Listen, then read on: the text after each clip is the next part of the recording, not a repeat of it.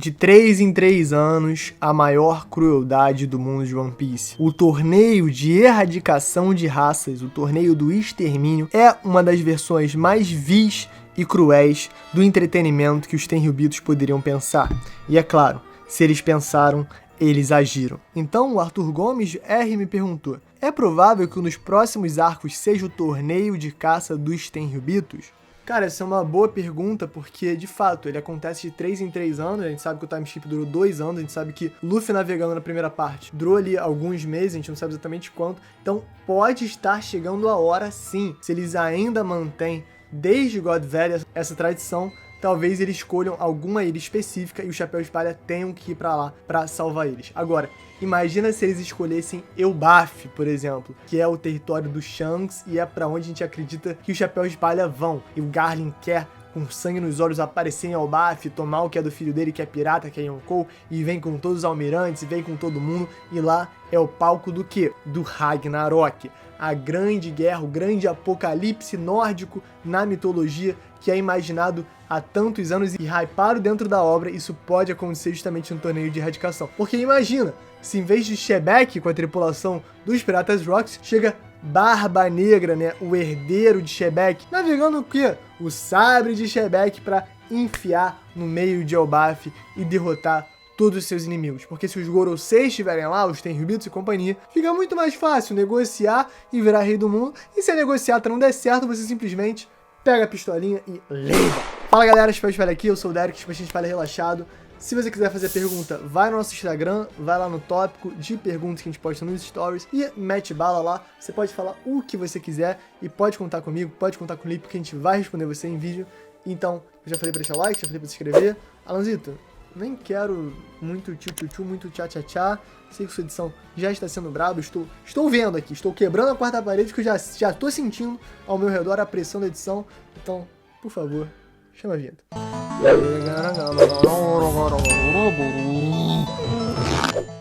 Hessel Gabriel perguntou quem estava em God Valley e quais devem ter sido os embates. Cara, essa é a pergunta de $1 milhão, sendo bem sincero, porque a gente tem de um lado Piratas Rocks, e desculpa se eu esqueci algum, tá? Mas a gente sabe que tinha Shebek, Barba Branca, Big Mom, Kaido, Wang Zi, Capitão John, Silver Axe, Shiki o Leão Dourado, Doutora Curer, não, inventei. Quem mais que tinha? Esse bonde aí todo. E aí do outro lado tinha Garp e Roger, né? E a tripulação do Roger, a gente imagina. Então, Garp, outros marinheiros, possivelmente Sengoku, possivelmente outros almirantes da época, se é que eles existiam. Gorosei J. Garcia Saturno tava lá. Inclusive, talvez essa seja a última vez que ele tinha se transformado. E, além de tudo, a gente ainda tinha Rayleigh, ainda tinha Scopper Gaban. Quais seriam os matchups? É complicado, porque se você imagina Big Mom naquela época, ela já era absurda de forte e já tinha Soul no Mi. Só que outros tripulantes talvez não tivessem, suas frutas não tivessem ainda no auge. Fora o Barba Branca, a gente já sabe que nessa época tretava com todo mundo. Não sei exatamente quais são os embates, sendo bem sincero. Eu não consigo nem imaginar como Garp e Roger juntos tancariam toda a tripulação do Shebek. Pra mim isso nem faz sentido, por mais que eles sejam dois dos maiores monstros. Dá pra imaginar que o Shebek não é do mesmo nível deles e o Barba Branca a gente sabe que era. Então, escreve nos comentários, faz aí o matchup, pô. Faz aí o matchup. No próximo vídeo eu posso ler os comentários e comentar e trazer diferentes perspectivas. J. Gabriel _ Machado, quem vai derrotar em Musama é o Dragon? Cara, esse seria o embate mais natural, mais espontâneo, porque o Dragon tá sendo hypado desde o início do mangá como o maior revolucionário, como o homem mais procurado do mundo, e, no entanto, a gente sabe que Musama é o líder da opressão, então seria muito poético. Só que ao mesmo tempo, da maneira que o Sabo tá virando o imperador das chamas, né, como ele tá sendo cada vez mais reconhecido, talvez nessa coisa da nova geração passar a antiga, o Dragon acabe se sacrificando, acabe ficando pra trás e sobre na mão do Sabo, e o Sabo derrote Musama. Essa seria a minha aposta pessoal, a não ser que a gente chegue lá e veja que o nível de poder é muito absurdo e tenha que ser uma combinação. Seria muito bacana se a família do Luffy derrotasse em Musama. Então, Garp, Sabo, Dragon e Monkey D. Luffy, todos lutando contra Musama e vencendo, e seria bem bacana. Josué.matias75, se Shanks tem sua linhagem pra justificar sua força, o que justifica de Mihawk? Calma. Cara, não é a linhagem do Shanks que justifica a sua força. O Shanks é forte porque ele é absolutamente forte. Ele é um pirata experiente, porque ele tem haki do rei absurdo. Não é assim, tipo assim, ele é filho do Garland, então tudo bem. Às vezes as pessoas confundem as coisas. Não é porque o Oda tá revelando que muitos personagens vêm de heranças lendárias, vêm de famílias importantes, que o trabalho duro que eles tiveram pra se tornar tão poderosos não é justificado. E é isso que eu enxergo no Shankudo. Sim, ele é filho de Tenryubito, ele tem essa herança, foi criado pelo Roger, que eu acho que é mais importante ainda, ter filho de Garland, mas eu não vejo isso. E o Mihawk, cara, você vê quando o Oda desenha o Mihawk criança, que ele tá todo ferrado, todo machucado, com uma espada na mão. Assim como o Zoro, é treino, é porrada todo dia, é aprendendo, e daí que vem a força do Mihawk, e por isso que ele vê o Zoro deixando o orgulho de lado, humildemente pedindo liderança, pedindo ajuda, pedindo um mestre, um mentor, que leve ele a um próximo passo, e ele se compadece, e de fato dá essa guia pro Zorão. Por isso eu vejo no Mihawk um cara absolutamente forte, porque trabalhou pra isso, mas não vejo menos no Shanks. K_Lebes. Depois desse último capítulo, a fala do Vegapunk deu muito a entender que a Bonnie seja uma criança mesmo. Cara, eu comentei rapidamente isso no review do capítulo 1095, e eu fiquei com essa impressão também, tá? Seria um pouco esquisito a Bonnie ser uma criança, eu prefiro que ela tenha 24 como tá no Vivricardia, mas vendo ali o capítulo 1060, com ela saindo da bolha de água, né, talvez realmente afetada, cuspindo uma aguinha, afetada pela água do mar, como uma criança, faz sentido. Só que a timeline não faz sentido pra mim. Se a gente vê flashback do Kuma pegando ela criança e tal na mão, quanto tempo passou disso, entendeu? Pô, passou 2 anos, passou 1 ano, 2 anos, time skip. O Kuma já tava robô 2 anos atrás. Quando a pessoa idosa te conhece criança e tu vira adulto, ela não deixa de tratar que nem criança não, pô. Ela ainda acha que tu é criança, então talvez seja só isso que o Vegapunk tá passando. Ele ainda vê a Bonnie como uma criança, mas a fala dele de fato ficou estranha e não é a primeira vez. Por isso que vamos ficar ligado pra essa possibilidade. Eu não quero que a Bonnie seja criança,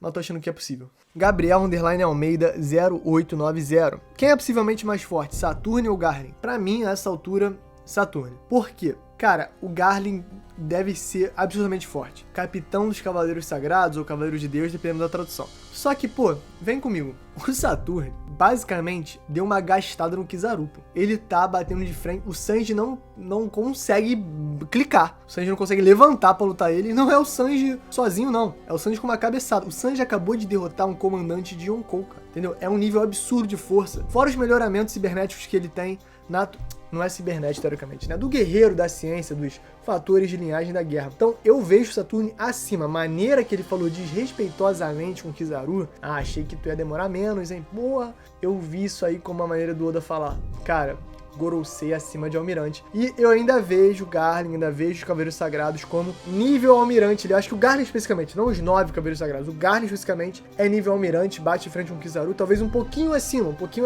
Mas o Saturne e os outros Gorosei é outro nível. É praticamente nível, eu vou falar, nível Yonkou. Keanu Reeves, olha só, do Matrix. Os tambores de Nika vão fazer Kuma despertar de sua pior prisão? Pô, isso seria bacana, hein, se talvez de alguma maneira a voz do Nika, né, a voz de todas as coisas alcance esse objeto que o Kuma se transformou e o reumanize, traga de volta as memórias, talvez o Kuma pulando de volta suas memórias readquira sua humanidade e tenha um final feliz, essa história é tão triste. Quanto mais triste é o flashback do Kuma, mais eu quero que ele se safe de alguma maneira, saia dessa, ainda possa abraçar e amar a Bonnie, ela merece. Esse sofrimento todo que ele teve foi sem motivo nenhum e pior, ele ainda viveu pra ajudar as pessoas. Eu tenho um vídeo pouco antigo, acho que faz 2 ou 3 meses atrás, mas que fala sobre a história do Kuma especificamente, fala do mito que ele é inspirado, o mito japonês, sobre... Eu tenho quase certeza que é um fato histórico, inclusive, esse mito, mas ele é, tipo, elevado ao nível de lenda, mas eu acho que aconteceu mesmo, sobre um garoto que teve uma vida muito difícil e passou o resto da sua vida ajudando outros cidadãos, reconstruindo vilarejos, educando pessoas e tudo mais. Dá essa vibe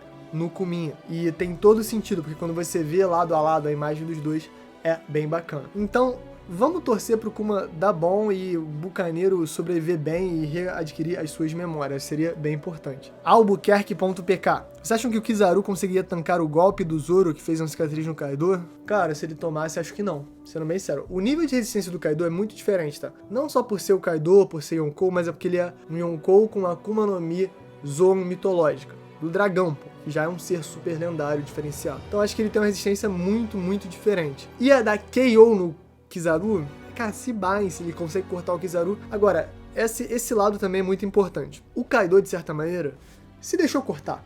Ele não tava tão ligado no Zoro, não fez nenhuma menção. Foi um golpe absurdo, óbvio que o Kaido não queria tomar, mas ele luta como alguém que está acostumado a tomar porrada e não se importar. O Kizaru não luta assim, o Kizaru não fica tomando porrada, tancando porrada com a cara como se fosse nada. Então esse estilo de luta do Kizaru levaria a um novo desafio ao Zoro, acertar o Kizaru, que certamente é a coisa mais difícil quando você está combatendo com ele. Tanto que o primeiro golpe que o Luffy deu no modo Nika foi um golpe absurdo, teve chama, teve haki do rei, teve haki do armamento avançado, provavelmente, atravessou a cabeça, a estrelinha, modo Nika. Cara, golpe absurdo, mas realmente foi um só pra dar uma nocauteada. Então eu vejo a build do Kizaru. Full ataque, boa defesa alta, mas não uma defesa absoluta, como era a de Big Mom, por exemplo, e como é a de Kaido. Simon Bressan. No Reverie, quem deveria estar protegendo os Gorosei e Imu? Não seria os Cavaleiros Sagrados? Cara, minha impressão é que os Cavaleiros Sagrados ficam meio na deles ali. Eles vivem à parte, resolvem questões judiciais entre Tenryubitos, quando são chamados aparecem, e se tinha uma audiência específica do Gorosei com Imu-sama com o Rei Cobra, não caberia os Cavaleiros Sagrados interferirem, mesmo com o momento que o Sabo chega, porque os Gorosei resolvem, né? Vamos falar a verdade? Os Gorosei resolvem sozinhos. Outro ponto, eu acho que eles têm permissão sim pra ver Imu-sama, porque a gente vê nessa flashback do Reverie, que aconteceu 10, 15 capítulos atrás, que alguém entra na Sala das Flores, alguém com uma espada no seu lado, entrega uma coisa pra Imu. Então dá a impressão que é sim um Cavaleiro Sagrado, então eles devem habitar ali um lugar ainda mais acima que o resto dos Tenryubitos. Tô ficando sem voz. Luchaos. Garlin será o rei de God Valley após vencer a disputa cruel matando mais nativos? Tá com pinta que sim, porque ele é o campeão de God Valley, né? Esse é o título que ele é reconhecido. E de fato, ele já chegou matando o rei dos nativos, tomando menos 10 mil pontos de penalidade. E provavelmente ele vai matar muito mais nativos e deve ser muito eficiente nisso. Tô imaginando o Gojo em Shibuya matando os demônios. Tomara que o Garlin não seja tão brutal assim, mas ele é um demônio em si, e vamos torcer aí pra ele tomar porrada nesse stand de God Valley, seja do Garp, seja do Roger, seja do Shebeck. Irmão, tá batendo no Garlin, eu tô do seu lado, não importa quem seja. Sans Aníbal. Afinal, o Shebeck é do mal ou tá do lado dos bonzinhos? Cara, acho que ele vai estar do lado dele mesmo, assim como Barba Negra. Ele tá lutando por ele, talvez ele estivesse em busca da Yami Yami no Mi, em God Valley, talvez estivesse lá como prêmio, talvez tenha outros motivos pra ele estar lá, mas eu enxergo o Shebeck como um cara ultra egoísta e ultra poderoso e brutal, por isso ele conseguiu manter, pelo tempo que manteve, a tripulação completamente insana dos Piratas Rocks juntas sob o seu comando. Joyce False. Será que Sam Figerland vai lutar com o Zoro? Afinal, Shanks lutava com o Mihawk. Cara, eu acho que é um bom matchup pro Zoro, ele tem uma espada também, o Shanks é um super espadachim, só que o Garlin talvez seja ainda melhor por ter as duas mãos na arte da espada. Portanto, eu vejo que é possível sim, e se o Zoro lombrasse o Figarland, é como eu disse, né, qualquer um lombrando o Figarland e Garlin, eu vou estar animadaço. Se for o Zoro, pelo amor de Deus, eu vou estar aqui ó já... Xixi Sonson, ei! Estilinho Mugiwara, quem responde, Lipão ou Derek? Carlos Campos 1000. Só eu tô achando a história do Shebeck foi inventada pelo governo mundial? Cara, eu achei muito estranha a maneira que o Sengoku falou. Ele foi super básico, a gente sabe que não podia falar nada de matar nativo, de ter Tenryubito e tal, mas que ele sabe, ele sabe. Tô achando que não é inventada não, acho que o Shebeck é papo reto, não tinha por que esconder se fosse uma propaganda. Na verdade, acho que todo mundo ia saber do Shebeck. Ele ia ser uma espécie de inimigo em comum, um vilão em comum, que existe no mundo de One Piece para unir a marinha e o governo mundial, e a população também que ia ter medo dele. E eu acho que eles fazem isso com o próprio Dragon, por exemplo. Só que o Dragon não é inventado, o Dragon é de verdade, né? Com o Shebeck, eu acho que ele é true também. Hawks de Shebeck. Ó o Glauco, STR. A regeneração do Gorosei não poderia ser a cirurgia perene? Cara, poderia, bem observado, bom detalhe, talvez tenha essa passiva sim, mas é muito roubado, hein? Realmente, porque se tu tá gastando a tua vida usando a Op no Mi pra dar vida eterna pra outra pessoa, talvez esse nível de roubalheira faz sentido, talvez eles sejam realmente imortais, só que esse é muito roubado, né? Como é que vai matar? Vai ter que prender o Gorosei pra sempre com o Karosek? Ou será que tem que botar Karosek pra conseguir dar dano? Talvez tenha uma condição aí pra poder derrotar esse final boss que a gente ainda não descobriu. Estrecaos.png. O Kuma tem oficialmente o passado mais triste ou ainda tem discussão? Cara, Kuma muito triste o passado dele, Oden bem triste, Robin absolutamente triste, Brook vou chorar, Chopper já chorei, Tem que ver mais, mas já tá duro, né? Cara, tá difícil. É que o Kuma encontrou o Ivankov cedo, né? Talvez isso dê uma animada agora. O Brook ficou 50 anos sozinho, vagando. A Robin ficou 30 anos matando, roubando e mentindo pra sobreviver sem nenhum amigo, sem confiar em ninguém. O Chopper teve que viver com a culpa de ter sido o motivo do seu mestre morrer, de certa maneira, né? Da pessoa que ele mais amava, da sua figura paterna, da única pessoa que deu a vida pra ele. Cada um tem a sua própria história, a sua própria tristeza. E eu acho que não existe ranking, mas pra mim tá, sim, um flashback muito triste que se fosse ranquear ia tá lá no topo. Nicholas Wendell seria a Barba Branca da mesma raça do Kuma? Ah, irmão, a Barba Branca joga Big Mom nesse balaio, joga Barba Negra também. Cara, tudo bucaneiro. Pra mim, ó, os bucaneiros estão aí, o Gorosei tem que acordar pra vida, tem muito bucaneiro pra lá, bucaneiro pra cá. Eu acho que o Gorosei não se ligou que o Barba Branca era bucaneiro. Por isso que eles não perseguiram o Barba Branca. Mas que, cara, o maluco é gigante, o maluco é bombado. E no momento que ele vira Yonkou, não adianta, né? Perseguir, vamos matar porque ele é bucaneiro. Não, se o cara é Yonkou, tu quer matar ele por qualquer motivo, porque ele já é Yonkou. E não dava. A Branca tinha muito poder. Então acho que quando eles se ligaram que ele era bucaneiro, ele já era forte demais. Diferente do Kuma, que era um bebê, e o pai dele, que não era um pirata renomado. Então, galera, esse foi o vídeo. Deixa o like, se inscreve, dá essa moral pra gente. Alanzito, grande edição, tamo juntasso. E é isso, galera. Valeu! Pão de palha secreto. Me pediram pra falar do Tite no Mengão. Vou falar, hein? Cara, sei lá, tomara que dê bom. Eu não tô botando fé nenhuma. Eu tava com raiva do Tite pra cacete de cada Copa do Mundo que ele tirou. Cara, ele tirou o Vinícius Júnior com 65 minutos do segundo tempo, cara. Que maluquice, irmão. Coisa de maluco, cara. Melhor, cara, na minha opinião, o Vinícius Júnior é o melhor jogador ofensivo do mundo. Ele é o ataque do Real Madrid, às vezes sozinho. Do Real Madrid, tá? Não é tipo assim, do Flamengo. Com todo respeito ao time que eu amo tanto. É do Real Madrid, do time da Champions League. E o nosso querido Adenor tirou ele pra botar não sei quem, enfim. Pode falar que não foi culpa do Tite, pode culpar quem quiser, mas eu fiquei com gosto amargo e agora ele tá no meu time, né? E vou ter que aturar. E aí, se for bom, vai ser bom, se for ruim, vai ser ruim. O Renato Gaúcho aconteceu uma parada parecida. Falaram, Renato Gaúcho e tal, tu gastou. Ele pegou uma sequência de 20 jogos, que eu falei, realmente, tá jogando bem. E depois a gente perdeu tudo, perdeu Libertadores, perdeu o Brasileiro, e foi o ano que a gente não ganhou nada. Agora aconteceu de novo, não ganhamos nada em 2023. Que 2024 seja melhor. Então, valeu pelo Pode Palha, roda mesa redonda, posse de bola e é nóis, valeu.